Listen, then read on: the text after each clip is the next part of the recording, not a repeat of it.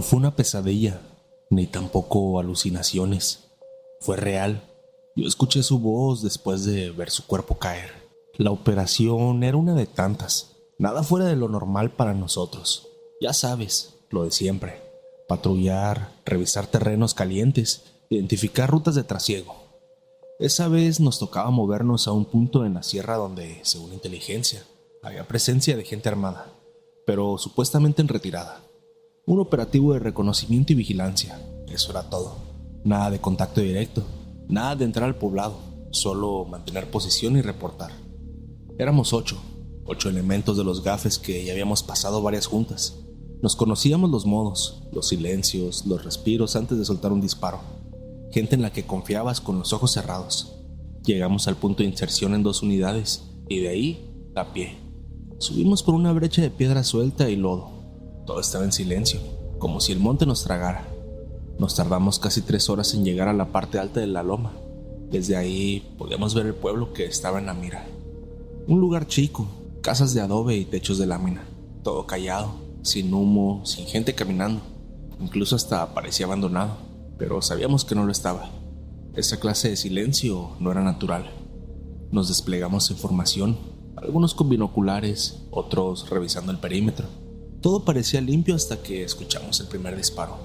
No hubo ninguna advertencia, nada. Fue como si una fuerza invisible nos arrancara de la realidad. De pronto, todo se convirtió en fuego, plomo y gritos. El chino fue el primero en caer. Tenía apenas 25 años. Le habían transferido hace poco desde otra base. Tenía un hijo de meses. Lo vi con mis propios ojos. Estaba asomado tras una roca y una bala le voló la parte de la cara. Ni siquiera gritó, solo cayó hacia atrás como un trapo. Otro más intentó cubrirlo. Se arrastró entre la tierra y espinas, pero apenas logró moverse 2 metros cuando otra ráfaga le destrozó la pierna. El grito que soltó me persigue hasta el día de hoy. Era un grito de alguien que sabe que ya no va a salir de ahí. Nos separamos. Algunos rodaron cuesta abajo, otros buscaron refugio donde pudieron.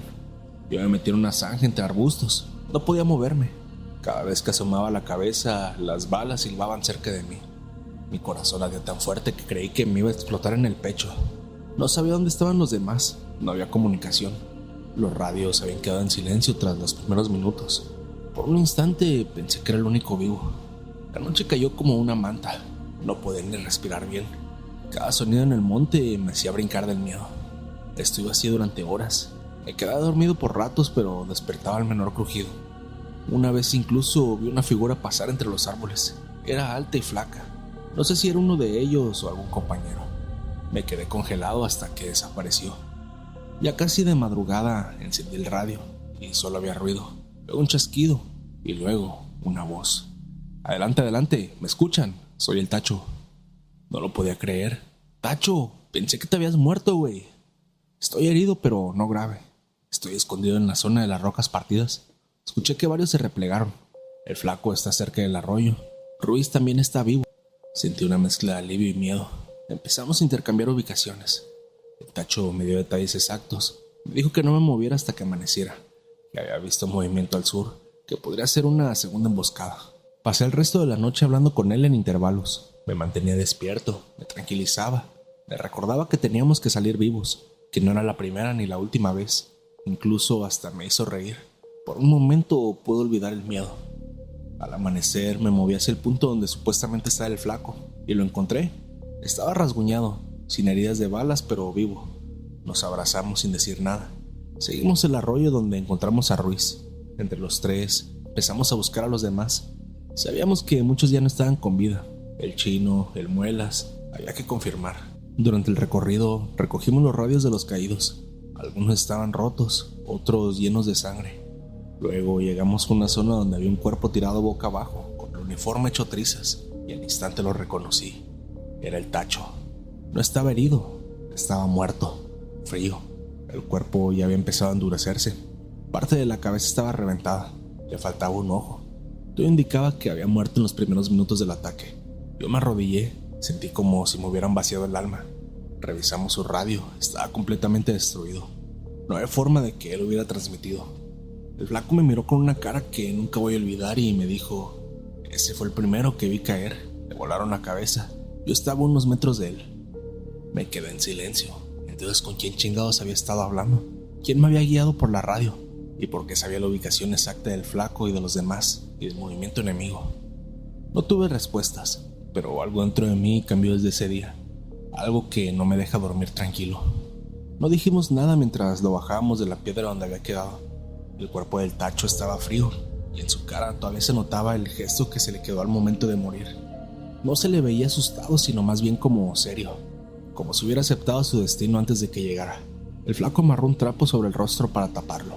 Ninguno quiso revisar demasiado el cadáver. No era por asco, era por miedo. Yo no podía dejar de pensar en las conversaciones de esa noche, en su voz, en cómo sabía detalles que nadie más sabía, en cómo me tranquilizó, cómo incluso llegó a reírse y bromear, como solía hacerlo Tacho. Nos quedamos unos segundos en silencio. El aire estaba inmóvil, el monte parecía contener la respiración, y entonces el radio del flaco hizo un chasquido, como si alguien intentara hablar. Encendimos el nuestro y solo se escuchó ruido blanco. Adelante, adelante, ¿me escuchan? Es el Tacho. Te lo juro por lo que más quieras, escuchamos eso otra vez, y ahora los tres. Nos quedamos congelados. El flaco soltó el radio como si le quemara, e incluso otro empezó a rezar en voz baja, mientras se cubría el rostro con las manos. Yo solo podía mirar abajo el cuerpo de mis pies, que tenía tapado con un trapo, el mismo cuerpo del que acabábamos de apartarnos. No sigan ese camino, están esperándolos. Los escuché, se van a meter a la boca del lobo. No fue una interferencia ni una grabación, era él, su voz exacta, el mismo tono, el mismo ritmo. Se los digo por última vez, no vayan. Y luego, nada, silencio absoluto, ni viento, ni interferencia, ni pájaros, nada. Era como si su cuerpo ya hubiera dejado este plano terrenal, pero su alma siguiera ahí, buscando de alguna forma ayudarnos una última vez por los viejos tiempos, advirtiéndonos sobre los peligros de los sicarios que nos habían emboscado y que habían acabado con la vida del Tacho. No dijimos palabra alguna, solo nos miramos mutuamente y como si se tratara de un acuerdo con las miradas, simplemente empezamos a caminar en dirección contraria a la que teníamos planeada. Cambiamos de ruta, nos alejamos de la vereda. Esa decisión, lo supimos después, nos salvó la vida. Cuando por fin llegamos a la zona de extracción, ya había un grupo esperándonos. Nos revisaron para darnos los primeros auxilios, nos dieron agua, nos preguntaron por los demás. Tuvimos que repetir la misma historia varias veces, pero nunca mencionamos lo del radio. Solo dijimos que habíamos encontrado el cuerpo del Tacho. No dijimos que habíamos hablado con él. Imagínate qué iban a decir de nosotros, que teníamos estrés postraumático y que seguramente ya estábamos severamente afectados por la emboscada. Nosotros estábamos preparados para aguantar ese tipo de situaciones mentalmente, por lo que estoy completamente seguro que al igual que mis compañeros, que lo que escuchamos no fue una alucinación colectiva, sino los últimos momentos de nuestro fiel amigo caído, Tacho, advirtiéndonos como si una clase de ángel guardián se tratara. Días después, cuando hicieron el levantamiento, encontraron evidencia de que la ruta que habíamos evitado había sido minada, trampas, explosivos, todo un montaje para volarnos en pedazos. Si hubiéramos seguido por ahí, nos habrían hecho cenizas. Al final de cuentas, nos empezaron a interrogar más duramente, y uno de los sobrevivientes decidió soltar lo que habíamos escuchado en las radios, ya que nos estaban amenazando que seguramente entre nosotros alguien había dado el pitazo y que por eso nos habían logrado emboscar. Fue tanta la presión que soltó todo lo de la voz de Tacho en el radio, y cómo él fue el que nos protegió de los enemigos y el peligro. Y ahí empezó lo raro.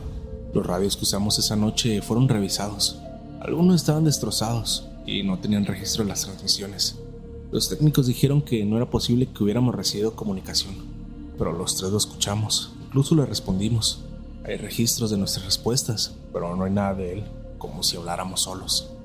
Algunos empezaron a decir que era el trauma, que el miedo nos hizo alucinar, pero no fue eso. Yo sé lo que escuché, sé lo que sentí, y no estoy solo. El flaco se dio de baja meses después. Dijo que ya no podía dormir, que cada vez que oía el chasquido de una interferencia en una radio, sentía que alguien lo espiaba. Roy se quitó la vida hace 1 año y medio. Dejó una nota que solo decía: perdóname, Tacho.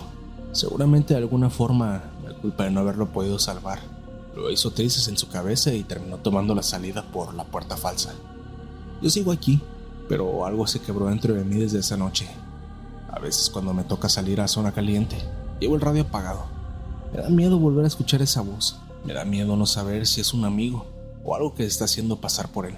Y lo peor es que en el fondo, no sé si lo que nos habló nos quiso ayudar o nos quiso confundir. A veces pienso que no era Tacho, que era algo más que se metió en nuestra frecuencia.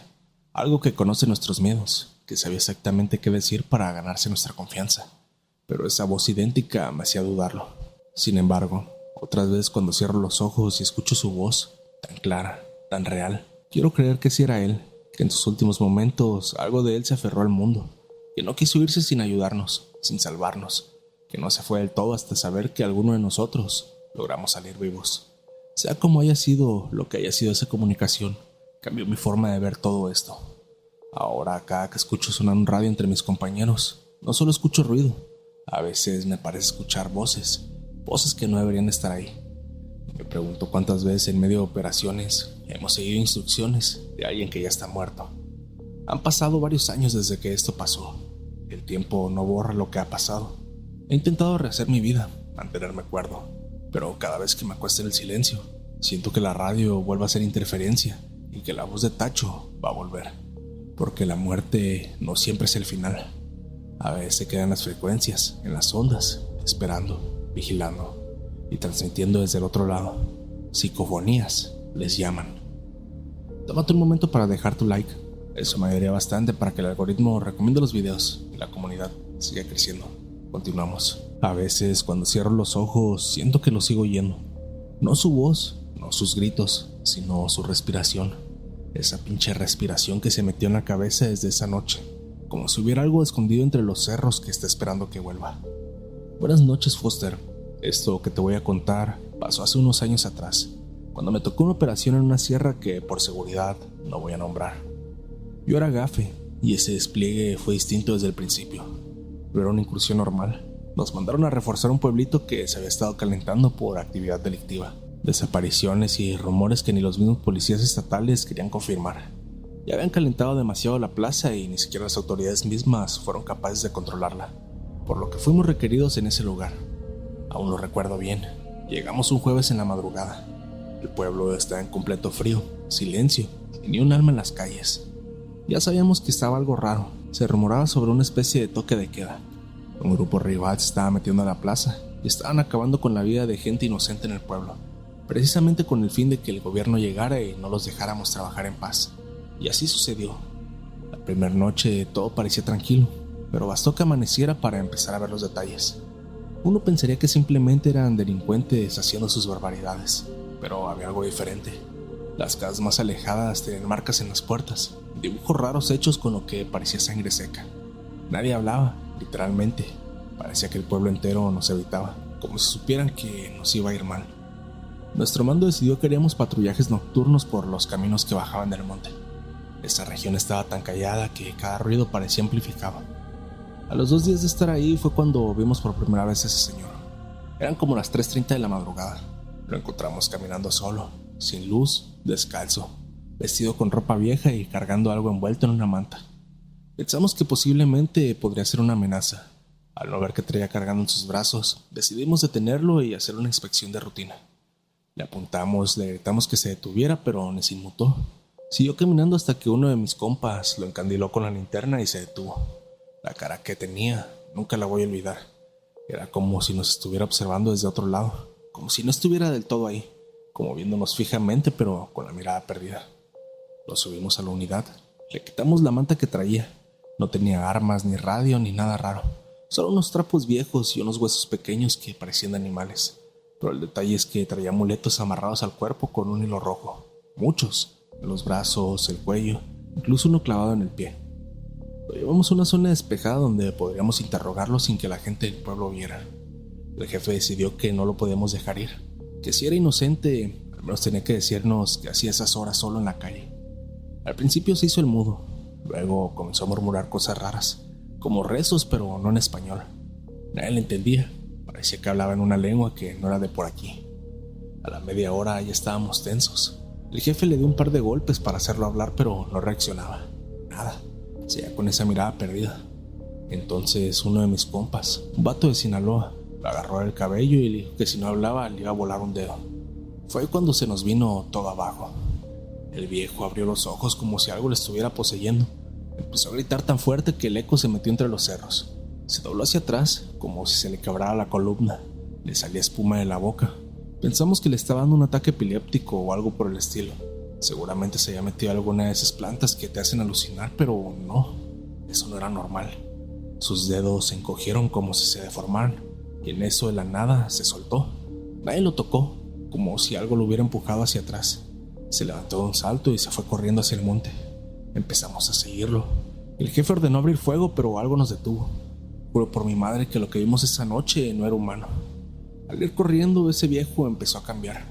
Primero lo vimos torcer el cuello como si se lo quebrara, y luego empezó a correr en 4 patas. Sí, en 4. Sus piernas parecían alargarse y la piel de la espalda le colgaba. Uno de los compañeros disparó, pero el jefe lo mandó a callar. Dijo que eso no era normal, que no sabíamos contra qué tratábamos, que era mejor no molestarlo, ya que no sabíamos si tenía amigos y quisieran venir por venganza. Llegamos hasta una parte del monte cerrada, donde ya no podíamos pasar con la unidad. Ahí nos detuvimos y empezamos a caminar. La idea era seguirlo hasta su guarida o donde fuera que se estaba ocultando, pero el ambiente se sentía como pesado. El aire olía raro, a carne podrida. Todo se sintió diferente. La luna se escondió de repente y ni los insectos hacían ruido. En eso lo vimos, entre los árboles. Era una figura grande, agachada, con los mismos trapos colgando del cuerpo, pero ya no era el señor. Era algo mucho más alto, más ancho, con la cabeza ladeada, mirándonos sin ojos visibles. Nos quedamos petrificados, nadie se movía. El jefe dio la orden de retirarnos, que no nos arriesgáramos, que eso ya no era de nuestro alcance. Empezamos a regresar en silencio. Al caminar de regreso hacia atrás, la radio empezó a sonar sola, una estática que jamás habíamos escuchado, como si alguien intentara hablar pero en un idioma que no era raro. Era un chillido, como si algo se estuviera riendo entre la frecuencia. Sabemos que esto no era para nada normal, y que seguramente era esa criatura, ese viejo al que habíamos golpeado para interrogarlo. Parecía ser que ahora estábamos en su territorio, y él estaba dispuesto a divertirse con nuestras cabezas. Todos entramos en completo shock. El ambiente se sentía bastante tenso, y el frío era más inusual de lo normal. Una fuerte brisa empezó a pegarnos, como si este mismo aire tuviera miedo de estar en presencia de esa criatura. Empezamos a escuchar otros ruidos, ya no provenientes de la radio, sino de la oscuridad en la sierra.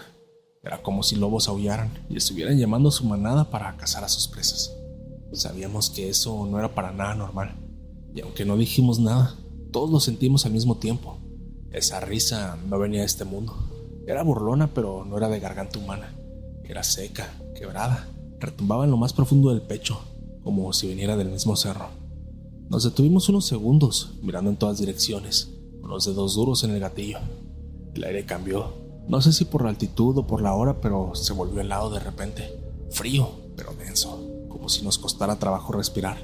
Y entonces, desde dentro de la oscuridad, se escucharon los primeros aullidos. Pero no eran lobos, ni tampoco perros. Sonaban como hombres intentando imitar un lobo. Agudos, entrecortados, como si alguien o algo jugara con nosotros. Mi sargento volteó rápido y dijo bajito: «Apaguen todo, ni una pinche luz, que no se sepa dónde estamos». Apagamos las lámparas y las linternas y la radio. Solo quedaba la luz de la luna, filtrada entre los árboles. Caminamos despacio, casi arrastrando los pies, con los oídos afinados como si estuviéramos en un operativo de verdad. Pero esto no era un operativo, eso era otra cosa. Un cazador, uno que jugaba con la presa. En eso uno de los compañeros se quedó atrás. Dijo que sentía que algo lo estaba siguiendo. Le dijimos que no se separara, que no se detuviera, pero él se frenó. Levantó su rifle apuntando hacia el monte. «Ahí está, güey, se está moviendo ya, entre los árboles. Lo vi, te lo juro». Lo alumbramos con la linterna de un teléfono, lo justo para no llamar la atención. Su cara estaba pálida.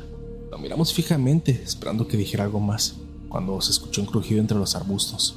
Algo muy grande se movió entre la maleza, rompiendo ramas, pisando fuerte, pero sin correr, como si caminara sin miedo, como si supiera que lo estábamos viendo.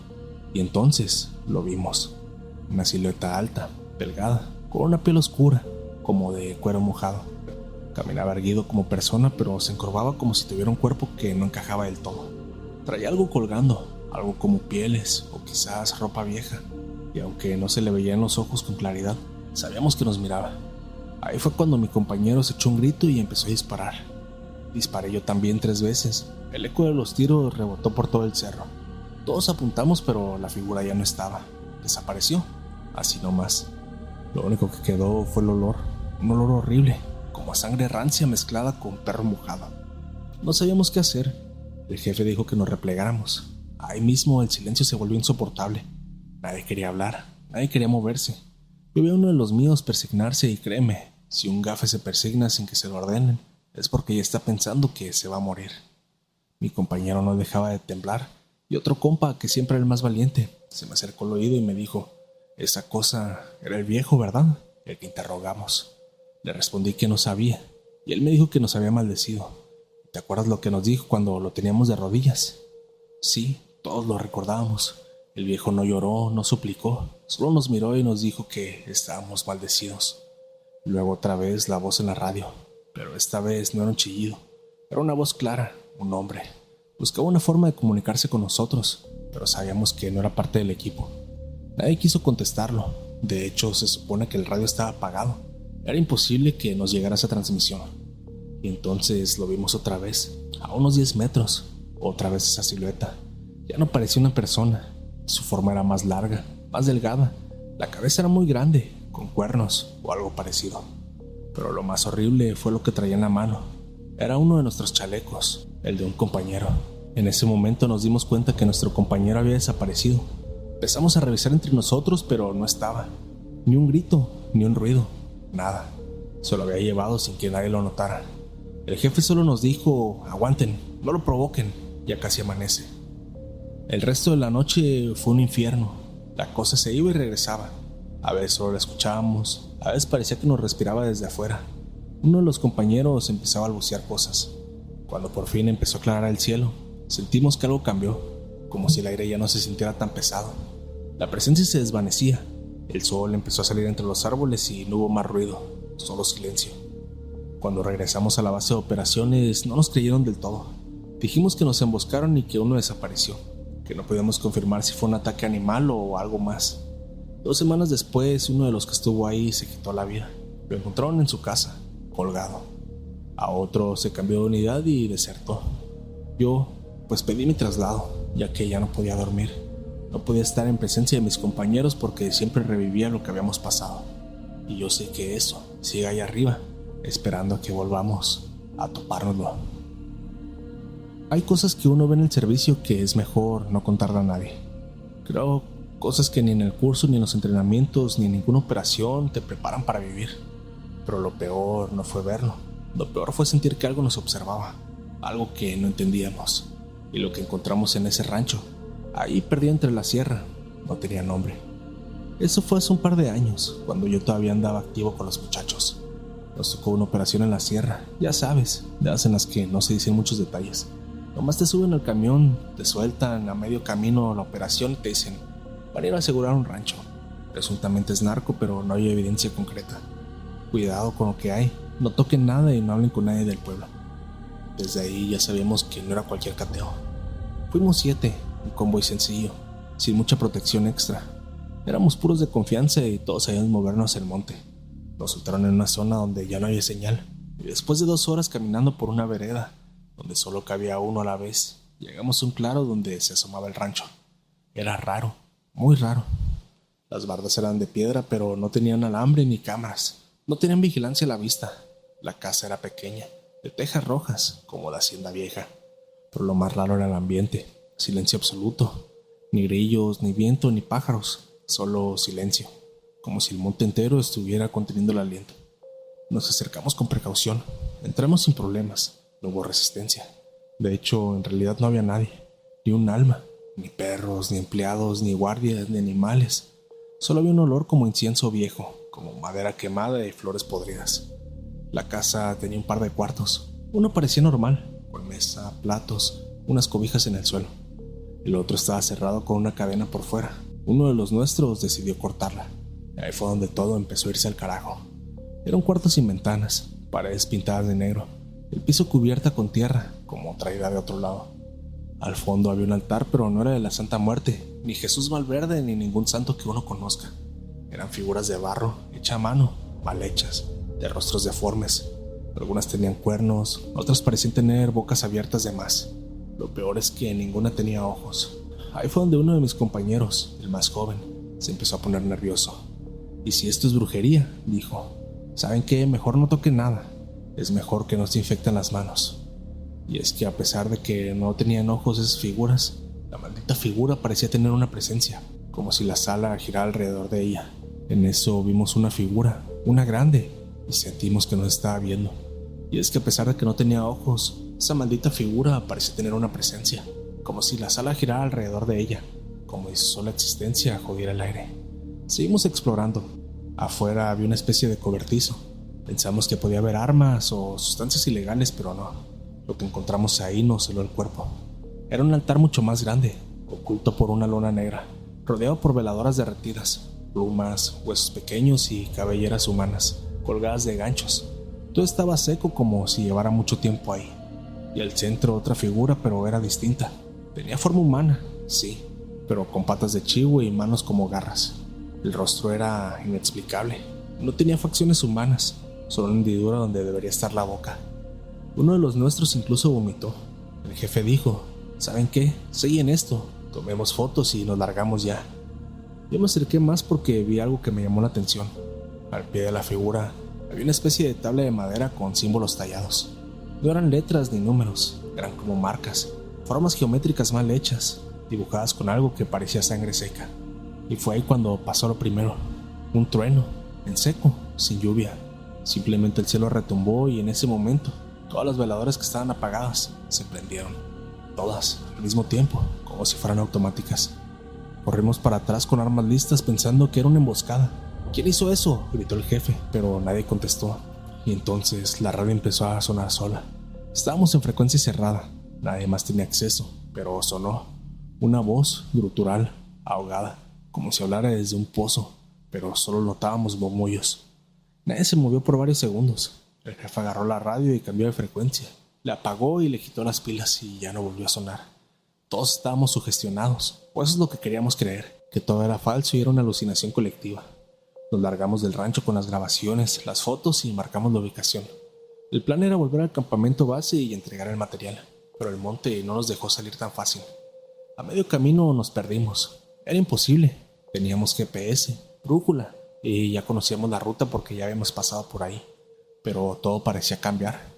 La vereda se torció, los árboles estaban diferentes, no veíamos puntos de referencia.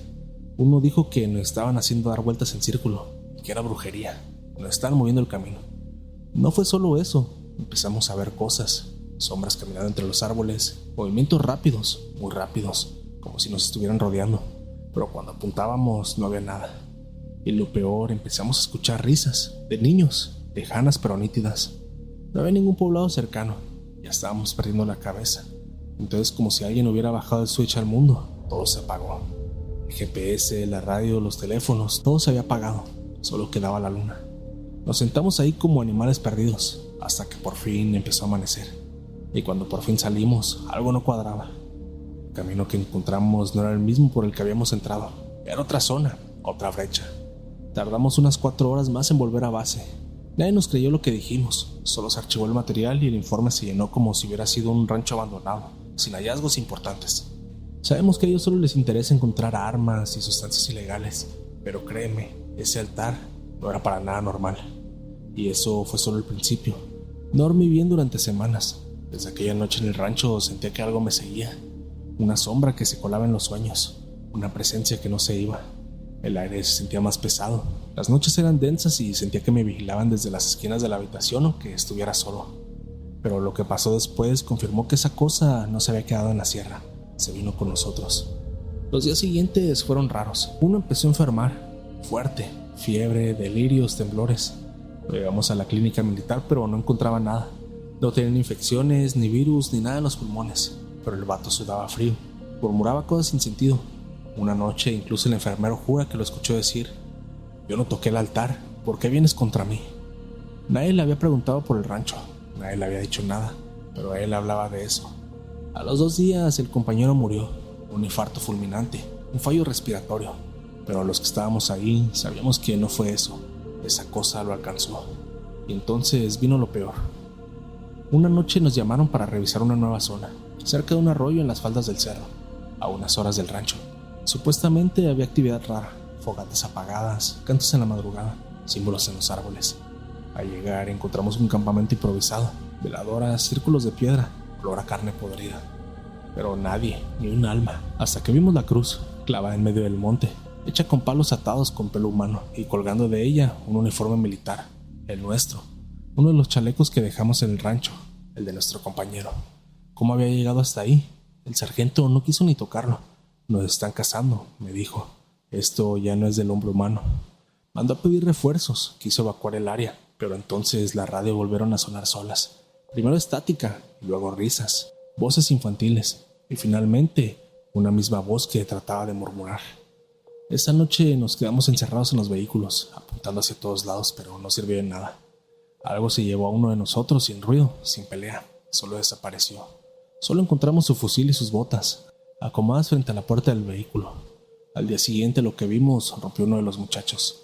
Donde habíamos estado no había rastro del campamento, ni cruz, ni veladoras, ni marcas, nada. El GPS no registraba la ubicación. Las fotos que tomamos del uniforme salieron borrosas, como si la cámara hubiera fallado. Pero todos lo vimos, todos lo tocamos, y desde ahí todo se fue desmoronando. El jefe pidió hablar con un coronel retirado, alguien que había trabajado en la sierra años atrás. Dijo que era superstición, pero nos confesó algo. Esa zona la tienen marcada desde hace décadas. Le llaman el Sendero Rojo. No es por los narcos, es por lo otro. Cuando alguien se mete ahí, despierta algo que no duerme, algo que quiere ser visto. Nos sugirió una sola cosa, que hiciéramos silencio y que no siguiéramos hablando de eso, que olvidáramos, que el gobierno ya estaba informado de eso y estaba haciendo experimentos. Pero no podíamos ignorar sus órdenes, así que lo único que nos sugirió fue que, cuando nos volvieran a mandar para ese sitio, dijéramos que todo estaba normal, aunque realmente no fuéramos. Al final de cuentas ya no nos han mandado otra vez para allá, y yo la verdad es que agradezco, ya que varios de mis compañeros decidieron cambiarse de batallón, por lo mismo de tener miedo de que los volvieran a mandar para ese lado. Yo por mi parte sigo aquí en este lugar, pero afortunadamente ya no he tenido ningún otro problema.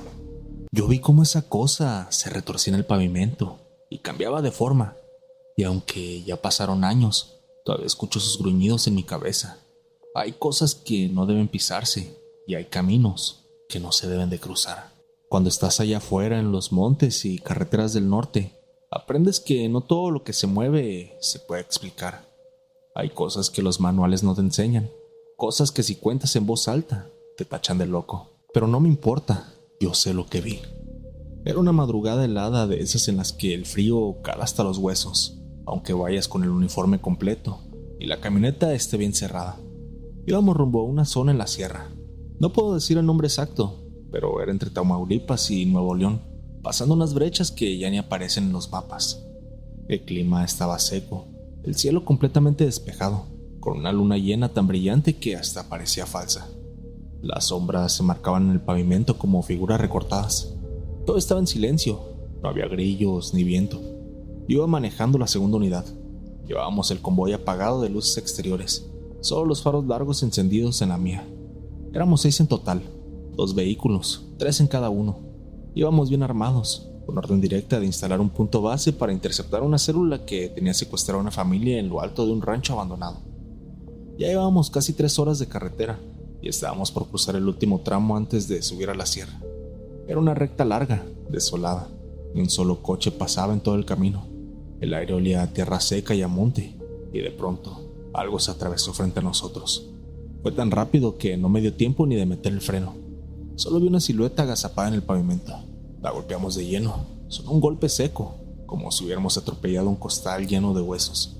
Todos gritaron dentro del vehículo, y la unidad brincó ligeramente por el impacto. El de atrás frenó también. Me detuve de golpe. El corazón me latía con fuerza. No por miedo, sino por ese pinche presentimiento que a veces te da en la tripa. El mismo que sientes cuando sabes que algo no está bien. Todos bajamos en chinga, apuntando con las armas. Algunos se cubrieron tras las puertas. Apuntamos hacia donde cayó el cuerpo. Y ahí estaba, una figura tirada boca abajo sobre el pavimento, justo en medio de la carretera. La luz de los faros le daba directo. Al principio pensamos que era algún animal, pero no tenía pelaje denso, sino más bien una piel llena de costras, como sucia, cuarteada. Se retorcía despacio, haciendo sonidos como de perro lastimado. Uno de los compañeros se acercó con la lámpara y dijo: «Se está moviendo». Nos aproximamos poco a poco, y al rodearlo lo vimos bien. No era un animal común, tenía un cuerpo humanoide, pero con proporciones deformes. Las manos, si es que se les puede llamar así, eran largas, con dedos delgados y uñas que parecían garras. Los pies estaban torcidos hacia atrás, como si se los hubieran quebrado a propósito. Tenía una cara, no sé cómo explicarlo. Parecía como un anciano, pero al mismo tiempo como un niño. Su rostro estaba cubierto de arrugas, ojos enormes y hundidos, y una boca sin labios, con dientes muy pequeños pero filosos. Nos quedamos todos congelados. Nadie hablaba, nadie se atrevía a tocarlo ni moverlo. Entonces esa cosa comenzó a hacer un sonido raro, como si tuviera agua en los pulmones. Empezó a arquearse y su cuerpo se fue encorvando más y más hasta que crujió. El cuello le sonó como si le tronaran todos los huesos a la vez, y ahí fue cuando nos dimos cuenta que eso no era humano ni un animal. Uno intentó dar un paso hacia atrás y fue como si la cosa lo oliera. Giró la cabeza tan rápido que crujió todo. Nos miró con unos ojos rojos, como brasas encendidas, pero no brillaban con la luz, se la tragaban. Nos vio y se rió, pero juro por mi vida, se rió. Era una risa ahogada, chillona, de ultratumba. Un sonido que todavía escucho cuando intento dormir. Y sin decir nada, sin ningún gesto, esa cosa se levantó. Las piernas le colgaban flacas, como si fueran más largas de lo normal. Se arqueó hacia atrás como si tuviera una joroba, que salió corriendo hacia el monte. No caminó ni cogió, corrió como si no lo hubiéramos atropellado, como si no lo hubiéramos pasado por encima con nuestra unidad. Nadie disparó, no por miedo, sino porque el cuerpo era sagrado. Todos lo sentimos. Dispararle hubiera sido una ofensa directa, algo que no entendíamos. Cuando se perdió entre los árboles, quedó un silencio sepulcral. El monte parecía haberse tragado el sonido, como si todos estuviéramos conteniendo el aire. Uno dijo bajito, eso seguramente era un reptiloide o un nahual.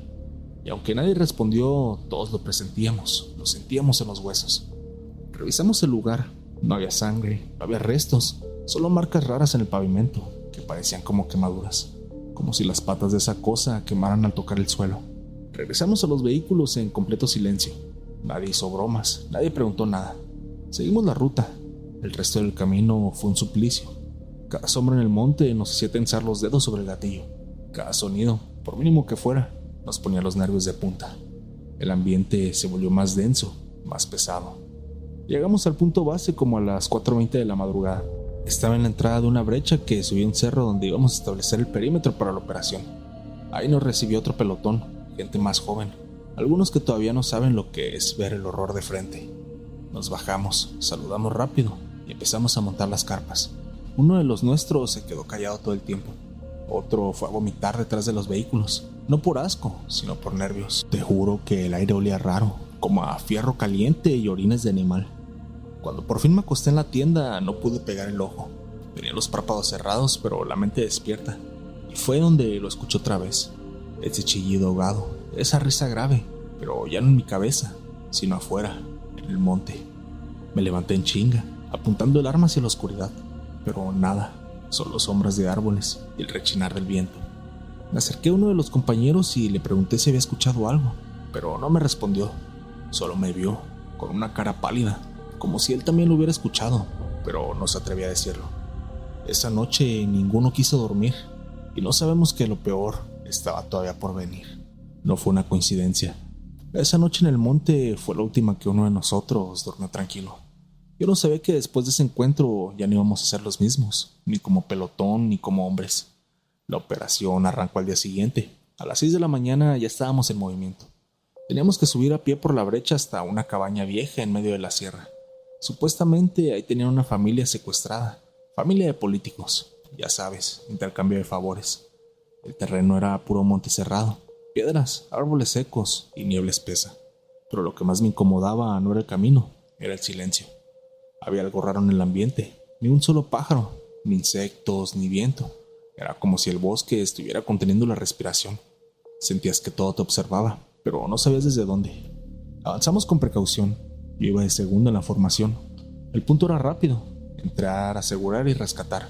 Pero desde el primer momento sentí que alguien o algo nos iba siguiendo. A mis espaldas escuchaba pasos que no coincidían con los del equipo, más largos, más lentos, como si algo enorme se desplazara en los árboles, siguiéndonos sin tocar el suelo. Pasando el primer kilómetro, el sargento se detuvo. Estaba mirando al suelo, con el rostro pálido. Cuando me acerqué, vi lo que lo tenía así. Eran huellas, no de botas, ni de pies descalzos. Eran como de un animal, pero enorme. 4 dedos alargados con garras profundas. Lo más extraño es que estaban sobre las hojas, pero no habían roto ni una, como si las garras estuvieran calientes y hubieran quemado el camino en lugar de pisarlo. Nadie dijo nada, pero todos vimos lo mismo. El miedo no era directo, era como un zumbido en el pecho, como un escalofrío que no se te quita. Llegamos a la cabaña casi al mediodía. Parecía abandonada desde hacía años, pero la información decía que ahí tenían retenida a la familia. Entramos en formación. Yo fui el primero en patear la puerta, y en cuanto cruzamos nos dimos cuenta de que algo estaba muy mal. No había nadie, ni sicarios ni la familia, solo silencio y un olor podrido, como a carne rancia mezclada con azufre. Las paredes estaban llenas de símbolos, dibujados con algo marrón que juraría que era como sangre seca. En el piso, al centro de la sala, había un círculo con velas negras apagadas, restos de animales, plumas, pelo, huesos. Era como si hubiéramos interrumpido un ritual. El novato que iba con nosotros empezó a hiperventilar. Se agarró la cabeza y dijo que escuchaba voces. El otro compañero que iba detrás vomitó de golpe y apuntó hacia un rincón.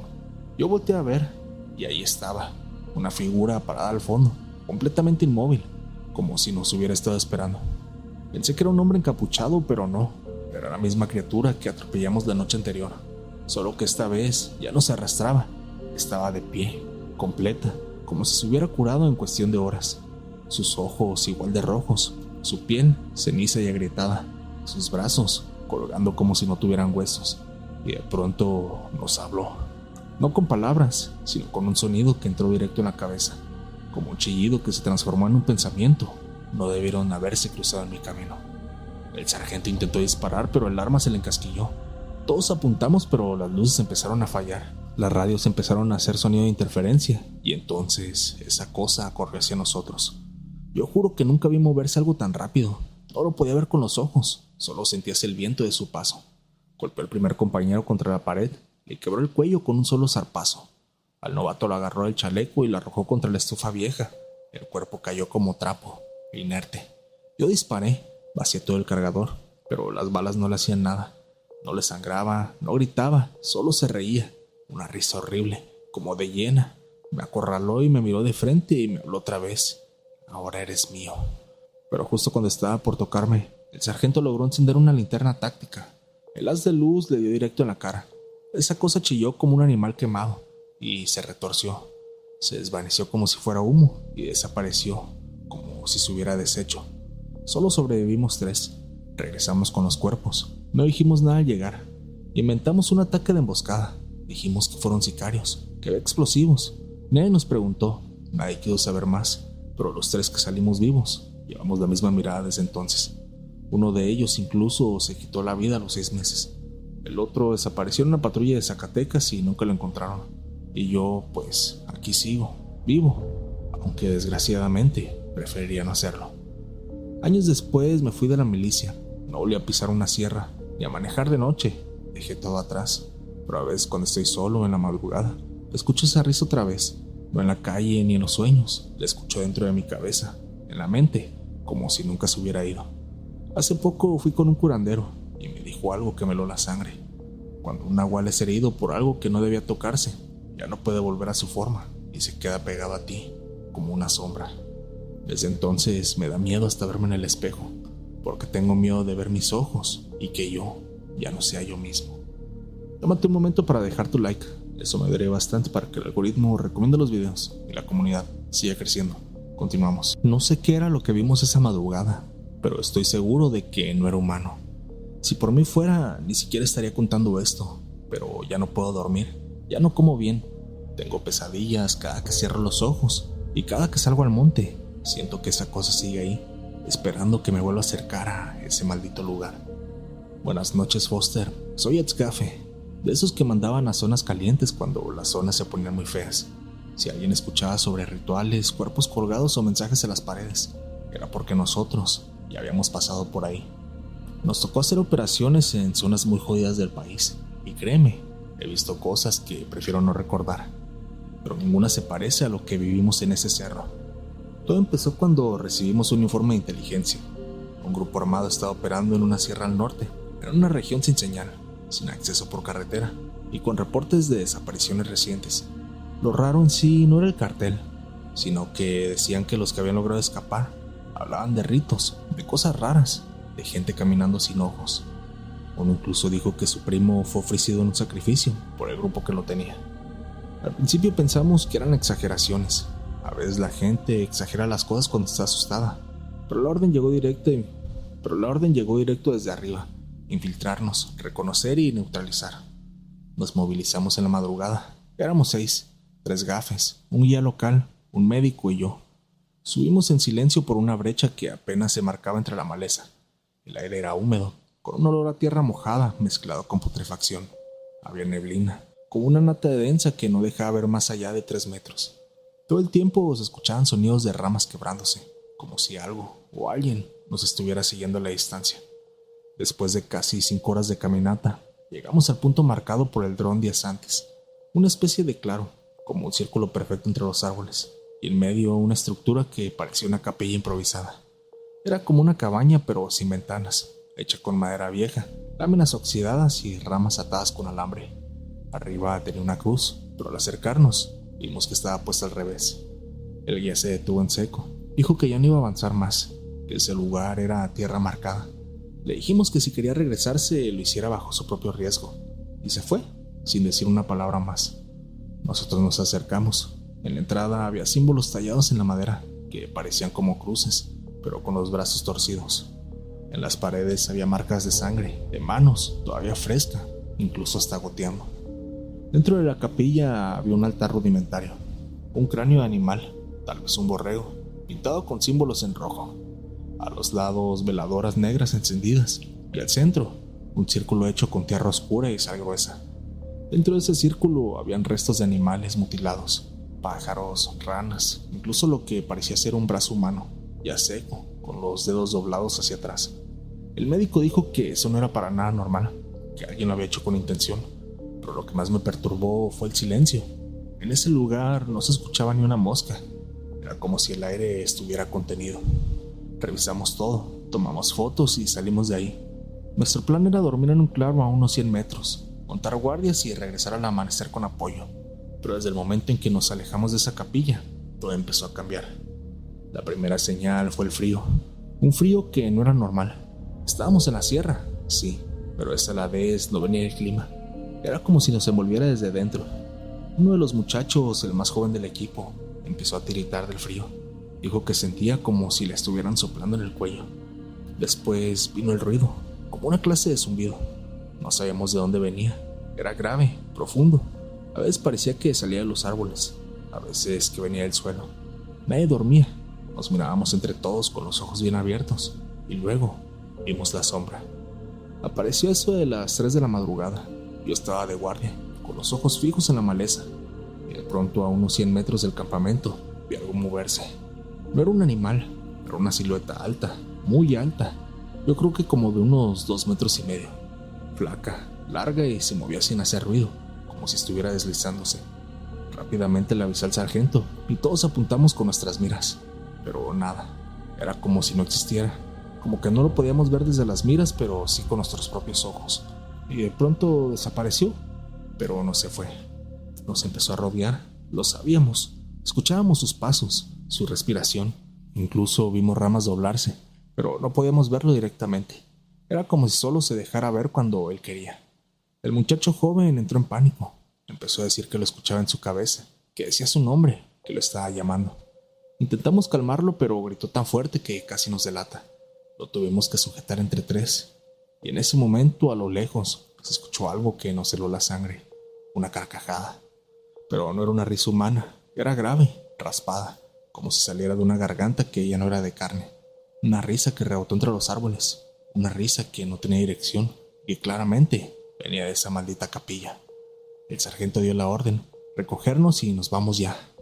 Pero ahí no acabó la noche, porque cuando levantamos las mochilas nos dimos cuenta que al lado del fuego había una figura de tierra de unos 30 centímetros, como una clase de estatua hecha con barro y ramas. Tenía ojos marcados con ceniza, boca cocida y en la espalda uno de los parches de nuestro uniforme. Nadie la puso ahí, ni nadie la vio llegar. Y en ese momento todos supimos que ya no podíamos salir caminando de ahí como si nada. Pensamos que salir de ahí iba a ser sencillo, solo era cuestión de recoger, tomar la misma brecha y descender, pero nos estábamos engañando. Desde que salimos de ese claro, El cerro ya no era el mismo. La niebla era más espesa.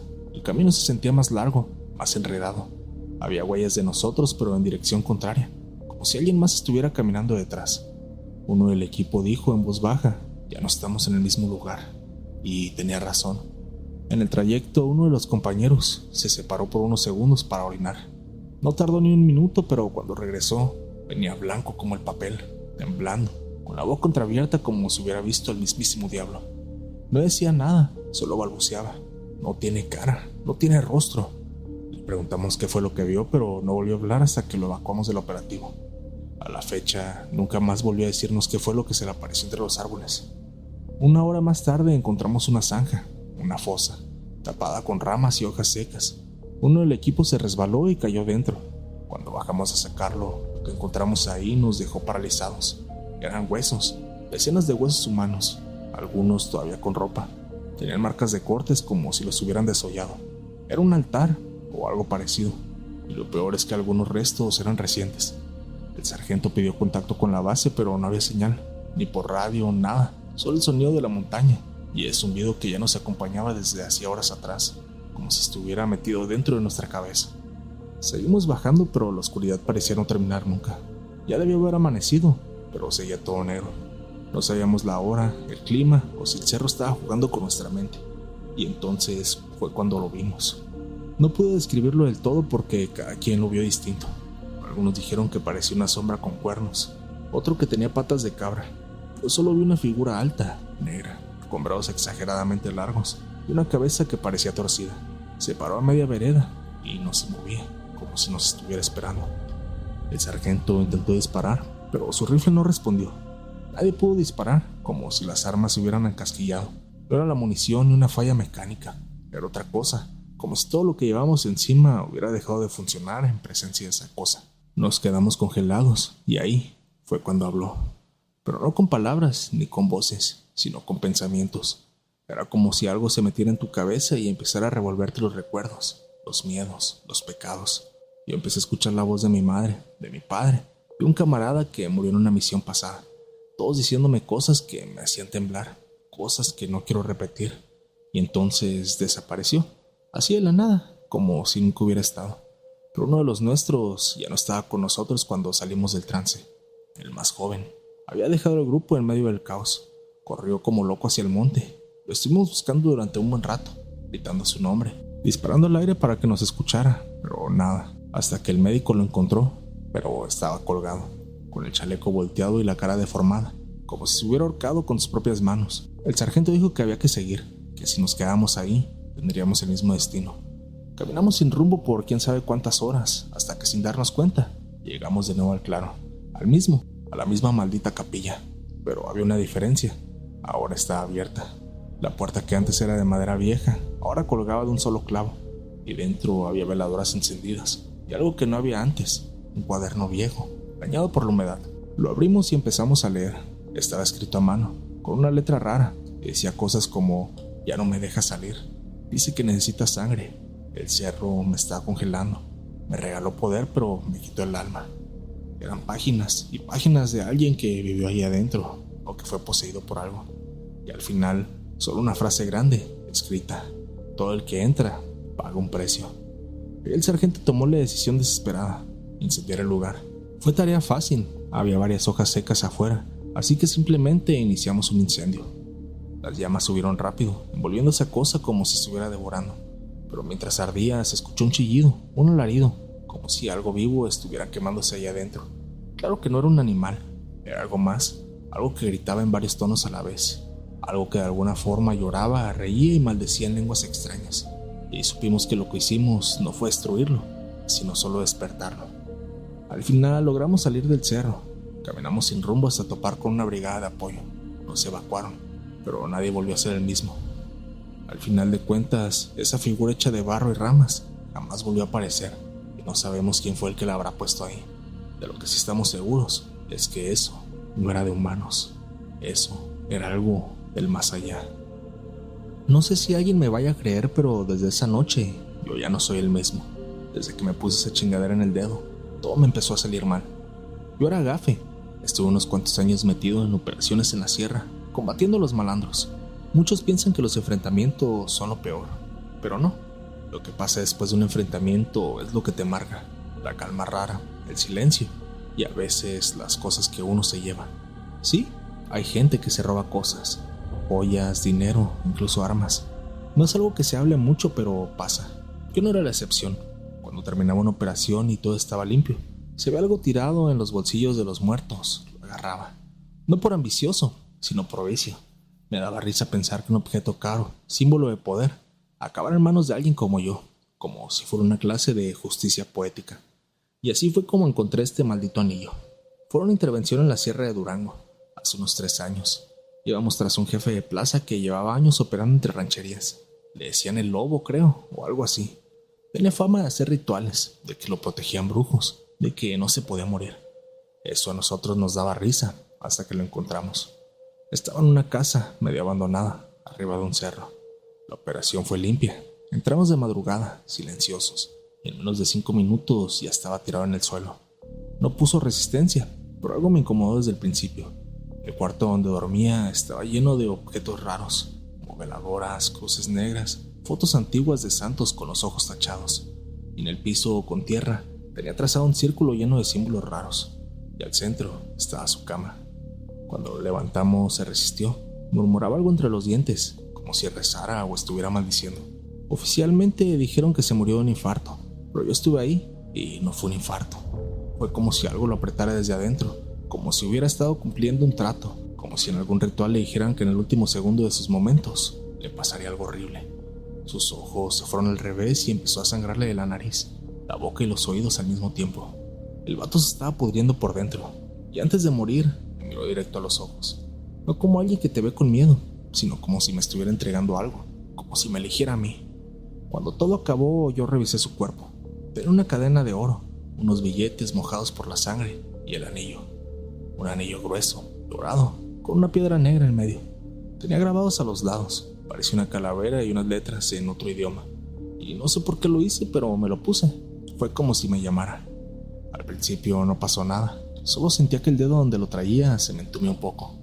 Pensé que era porque pues no era de mi mismo tamaño, pero al día siguiente, cuando dormí en el cuartel, empecé con las pesadillas. Soñé con el cerro, con un animal enorme parado sobre 2 patas, con la cara cubierta por una máscara de hueso. Soñé que me hablaba, que me pedía cosas. Al principio pensé que era tal vez por el estrés, pero cada noche que pasaba era peor. Un día soñé que abría los ojos y tenía el cuerpo lleno de gusanos. Otro día que me disparaban y que no podía dormir, que caminaba entre cuerpos pudriéndose, todos llamando por mi nombre. Uno de esos sueños, el más feo, vi al patrón, al lobo, sentado frente a mí, pero con la boca cosida. Solo me miraba y señalaba mi mano. Lo raro es que al despertar sentí algo lo real. Una vez amanecí con el brazo morado, otra con un rasguño en el pecho, y nadie del equipo me creía. Después vino lo más pesado. Estando en otra misión, el camión en el que íbamos se volcó en una curva. El chofer murió y 2 compas terminaron quebrados. Y yo, que iba también ahí atrás, caí, pero salí ileso. Vi un rasguño. Eso no es normal del todo, y aunque todos me decían que tuve suerte, yo sabía que no lo era. Esa noche, ya en la base improvisada, mientras me bañaba en el río, vi a alguien parado en la orilla, alto, callado. No se movía, solo me observaba. Pensé que era uno del equipo, pero cuando le grité, se deshizo en el aire, como si fuera humo. Me fui quedando solo. Los demás comenzaron a alejarse de mí. Decían que yo traía algo raro, que olía mal, que hablaba dormido. Incluso un día me grabaron y en el video se me escuchaba balbuceando cosas, pero era como si de verdad fuera otro idioma, uno que no reconocíamos. Y cada que intentaba quitarme el anillo, se me hinchaba la mano. Era como si el anillo ya formara parte de mí. Así estuve durante semanas hasta que un civil me reconoció. Estábamos patrullando y un viejito de por allá me detuvo y me preguntó: ¿por qué traes eso? Le pregunté qué quería decir y solo me dijo: él va a regresar por eso y tú lo vas a pagar por robárselo. Ahí fue cuando me decidí a buscar respuestas. Empecé a preguntar a los locales, a uno que otro viejo conocido, a un ex-gafe que incluso le gustaba ese tipo de temas del ocultismo. Todos me dijeron lo mismo: no es un anillo, sino un pacto. Un trato que ese patrón hizo con algo más viejo que nosotros. Algo del monte, algo que no tiene nombre, pero que exige ofrendas. Y yo, pues por burla, solo me puse su símbolo, y ahora me estaba cobrando el precio. La primera vez que quise quitármelo en serio fue cuando vi al patrón muerto parado a los pies de mi litera. No fue un sueño, estaba despierto. Él, ahí, con la misma ropa ensangrentada con la que lo encontramos, la mirada fija y esa maldita sonrisa torcida que me clavó en la mente. Me levanté gritando como loco. Hasta me sacaron del cuartel durante unos días. Dijeron que estaba demasiado alterado para seguir en operaciones, pero nadie entendía lo que estaba pasando, ni siquiera yo. Solo sabía una cosa: ese anillo me estaba llevando a la chingada. Volví al lugar donde lo había encontrado. Quería enterrarlo ahí mismo, como si lo fuera a devolver. Pero cuando subí al cerro, el camino ya no parecía el mismo. Era más estrecho, más silencioso, como si el cerro hubiera cambiado, como si me estuviera esperando. Con el paso de las horas logré encontrar la casa, pero no era como la recordaba. Ya no tenía techo y las paredes estaban cubiertas de moho y tierra. Pero ahí seguía el círculo en el suelo, seco, pero intacto. El mismo símbolo, y al centro una mancha negra, como carbón. Me paré ahí y me quité el anillo, con dolor, porque parecía que me desgarraba la carne, y lo aventé dentro del círculo. Pensé que ya con eso estaría, que todo iba a terminar, pero fue peor. Esa noche me quedé en una cabaña cerca del pueblo, rentada por una señora que apenas se abría la boca. Ahí fue cuando me di cuenta de que ya no se trataba solo del anillo, sino de lo que me llevé con él. Estaba acostado, apenas con los ojos cerrados, cuando escuché como si caminaran dentro. Las maderas crujían, lentas, y luego la puerta del baño se cerró de golpe. Me levanté en chinga, agarré mi arma, no había nadie. Pero al volver a la cama encontré algo sobre la almohada, el anillo, ahí, como si nunca lo hubiera dejado. Fue entonces que entendí que ya no lo podía devolver, que yo era parte del trato. En los días siguientes las cosas salieron de control. Los perros del cuartel me ladraban con rabia cada vez que me acercaba.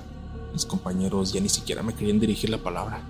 Uno me dijo que por las noches escuchaba un zumbido raro desde mi litera, como si estuviera sonando, pero diferente. Y luego empezaron los muertos.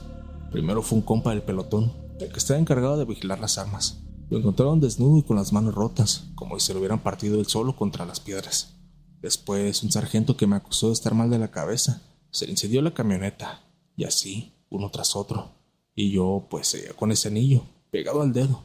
La piel ya se me había puesto negra por debajo. Pensé en cortarme el dedo incluso, te lo juro. Pero cada vez que me acercaba con un cuchillo, me daban ganas de vomitar. Una vez incluso me desmayé con el filo apenas tocando la piel. Todos me preguntaban que por qué no me lo quitaba, y yo les decía que pues no podía. Varios intentaron sacarlo. Incluso me llevaron con un doctor, pero pues no había mucho por hacer. Simplemente decían que con el tiempo se iba a aflojar, que tenía que ponerle aceite y cosas por el estilo. Yo sabía que esto no era normal y que aunque me lo lograra quitar como aquella vez, nada iba a cambiar. Así que fui a buscar al mismo viejito que me había advertido. Me encontré detrás de una carnicería, sentado como si me estuviera esperando. Ni siquiera lo saludé, solo le enseñé el dedo, como buscando una respuesta. Ya no hay vuelta atrás, me dijo. Solo puedes sellar el trato o que alguien más lo herede. ¿Cuál trato? El que hizo el patrón, y ahora te toca a ti. Me explicó que el anillo no era un simple objeto, sino como una llave, un símbolo de lealtad a una cosa, una entidad de la sierra que ofrece poder y protección a cambio de algo, sangre. Por eso al patrón decían que no lo podían matar, porque pagaba el precio, y como yo rompí el trato al quitárselo, el precio me lo estaban cobrando a mí. ¿Y si lo destruyo?, le pregunté. No puedes matar lo que no nació, pero puedes pasarle la deuda a otro.